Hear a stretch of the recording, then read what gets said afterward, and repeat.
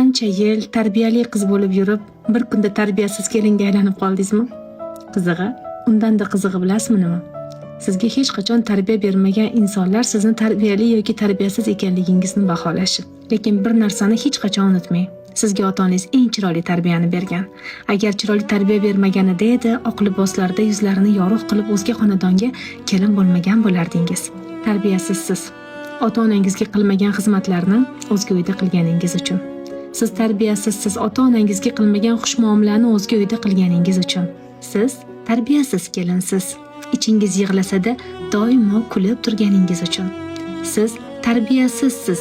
Qadringiz yer bilan poymol bo'lsa-da farzandlaringiz uchun sabr qilib yashayotganingiz uchun. Bugun sizni tarbiyasiz kelin deya atayotgan bo'lsalar, hech ham bu gapga ishonmang. Hech bir ota-ona o'z farzandiga yomon tarbiya bermaydi. Insonni vaziyatlar, muhitlar, insonlar yomon tarbiyali insonga aylantiradilar.